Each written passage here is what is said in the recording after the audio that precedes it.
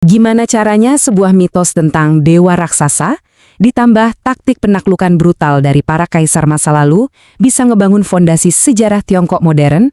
Nah, di ulasan kali ini, kita bakal bongkar habis-habisan gimana masa lalu yang penuh gejolak ini ngebentuk identitas salah satu peradaban tertua yang masih bertahan di dunia.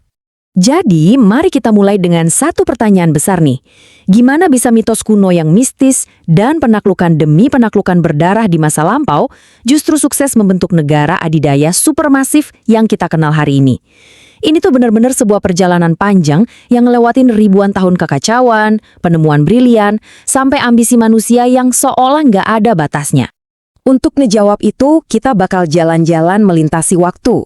Mulai dari era prasejarah, lalu masuk ke momen penyatuan oleh dinasti Qin di 221 sebelum Masehi, lanjut ke zaman keemasan dinasti Han, sampai akhirnya masuk ke era 3 negara di tahun 220 Masehi. Bagian pertama, akar peradaban Tiongkok. Kita mulai dari titik paling awal. Saya selalu suka banget sama cerita yang satu ini. Coba bayangin deh, ada mitos penciptaan kuno yang bilang kalau daratan Tiongkok itu lahir dari jasad seorang dewa raksasa bernama Pangu. Jadi ceritanya, waktu Pangu menghembuskan napas terakhir, tubuhnya yang membusuk itu berubah jadi gunung-gunung tinggi, sungai yang mengalir, dan hutan-hutan lebat. Luar biasa puitis kan? Cara orang zaman dulu ngejelasin keagungan alam mereka tuh benar-benar epik. Nah, kita lompat dari mitos ke fakta sejarah. Ceritanya juga nggak kalah mind-blowing loh. Sepupu purba kita, Homo erectus, ternyata udah nongkrong di wilayah ini sejak 2 juta tahun yang lalu. Terus disusul sama Homo sapiens sekitar 300.000 tahun lalu. Mereka ini pinter banget manfaatin lembah sungai yang subur, kayak Sungai Kuning, Wei, dan Yangtze, buat berhenti jadi suku nomaden dan mulai ngebangun masyarakat pertanian yang kompleks. Dari sinilah lahir dinasti-dinasti awal kayak Xia dan Shang. Bagian kedua, penyatuan brutal dinasti Qin. Maju cepat melewati berabad-abad masa perang yang saling bunuh antar kerajaan, kita sampai di poin krusial tahun 221 sebelum Masehi. Di titik inilah, Raja Yingzheng berhasil ngelakuin hal yang mustahil. Dia menyatukan semua kerajaan yang tadinya terpecah belah jadi satu kekaisaran raksasa dan langsung ngasih dirinya gelar Qin Shi Huang atau Kaisar Pertama. Otomatis, sistem feodal lama dihapus, diganti sama kekuasaan absolut yang terpusat di tangannya. Dan buat kalian yang pengen tahu seberapa besar obsesi atau jujur aja paranoia sang kaisar, coba perhatiin angka ini. 8.000. Yap, ada 8.000 prajurit terakota seukuran manusia dengan wajah yang beda-beda semua yang dibangun cuma buat ngejagain makam Qin Shi Huang di alam baka. Benar-benar nunjukin seberapa besar kuasa absolut yang dia punya atas rakyatnya waktu itu. Tapi tunggu dulu, warisan Qin Shi Huang itu bukan cuma soal pamer kekuatan militer atau bikin makam raksasa. Dia ini yang membagi kekaisaran jadi 36 wilayah yang dikendalikan penuh dari pusat.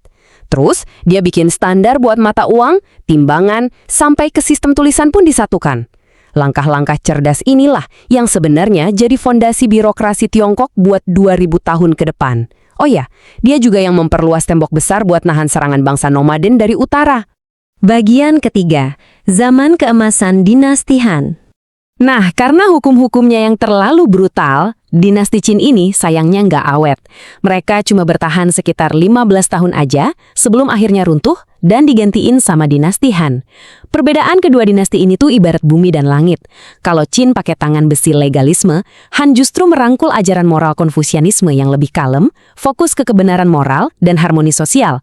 Hasilnya, dinasti Han sukses mencetak zaman keemasan yang bertahan sampai lebih dari 400 tahun. Bicara soal angka nih, stabilitas berabad-abad itu bikin populasi mereka meledak parah. Sensus nasional pertama di tahun 2 Masehi mencatat kalau Kekaisaran Han punya penduduk lebih dari 57,6 juta jiwa. Coba bayangin, ngurus puluhan juta orang di zaman kuno tanpa teknologi modern kayak sekarang. Dengan orang sebanyak itu, inovasinya juga pasti gila-gilaan. Dinasti Han ini yang ngasih kita penemuan revolusioner kayak kertas dan konsep bilangan negatif. Mereka juga yang ngebuka jalur sutra, rute perdagangan legendaris yang nembus sampai ke Kekaisaran Romawi. Dan buat mendanai semua ekspansi sama inovasi ini, negara dengan pinternya memonopoli industri garam dan besi. Bagian keempat, sistem ujian kenegaraan. Terus, gimana dong caranya dapat orang pinter buat ngurus birokrasi sebesar itu? Dinasti Han ini nggak cuma ngandelin anak bangsawan atau orang dalam loh. Mereka pakai sistem ujian meritokrasi yang disebut Keju. Ini tuh revolusioner banget. Negara benar-benar nyari otak-otak paling encer dari seluruh penjuru negeri buat jadi pejabat pemerintah. Dinilai dari seberapa paham mereka sama nilai-nilai Konfusianisme. Tapi ya, perjuangannya nggak main-main. Seorang kandidat harus merangkak naik dari ujian tingkat distrik, tembus ke tingkat provinsi, sampai akhirnya ujian mati-matian di tingkat nasional buat dapat gelar setara doktor. Kalau lulus di tahap akhir ini, masa depan cerah dan posisi elit di pemerintahan udah pasti di tangan. Tapi ada satu fakta kocak nih, sistem ujian ini emang dirancang terbuka buat hampir semua pria dari latar belakang manapun.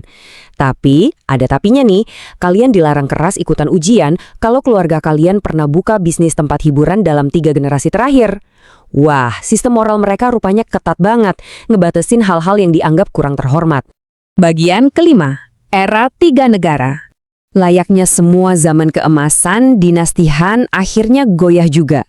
Situasi jadi kacau balau waktu pemberontakan Serban Kuning pecah di tahun 184 Masehi. Terus makin parah waktu tiran bernama Dongzhuo merebut ibu kota.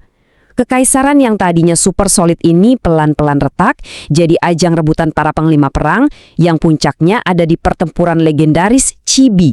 Setelah dinasti Han resmi gulung tikar di tahun 220 Masehi, daratan Tiongkok terbelah jadi 3 negara utama yang saling gontok-gontokan. Ada Cao Wei di utara, Shu Han di barat daya, dan Dongwu di tenggara. Semuanya merasa paling berhak berkuasa. Era ini tuh bener-bener dipenuhi intrik, saling tusuk dari belakang, sampai strategi perang level dewa dari tokoh-tokoh ikonik kayak Zhuge Liang dan Cao Cao. Cao Wei emang yang paling kuat secara sumber daya, tapi kebuntuan berdarah ini baru benar-benar kelar puluhan tahun kemudian, waktu dinasti Jin sukses menyatukan lagi ketiga faksi ini di tahun 280 Masehi. Jadi, dari semua ulasan panjang lebar tadi, apa sih poin pentingnya buat kita sekarang? Intinya, era-era kuno ini nggak cuma numpang lewat di buku sejarah. Mereka secara harfiah ngebangun fondasi Tiongkok modern. Mereka yang mewariskan sistem tulisan tunggal, nyiptain template birokrasi pemerintahan, ngebentuk struktur sosial lewat Konfusianisme, dan melahirkan identitas nasional yang masih solid sampai detik ini. Sebagai penutup, saya mau ninggalin satu pertanyaan buat kalian pikirin. Kalau keputusan birokrasi, inovasi, dan nilai-nilai kuno dari ribuan tahun lalu aja masih bisa mendikte dan ngebentuk negara adidaya modern saat ini, kira-kira warisan apa ya yang sebenarnya lagi kita bangun hari ini buat peradaban manusia ribuan tahun ke depan? Pastinya bikin penasaran kan?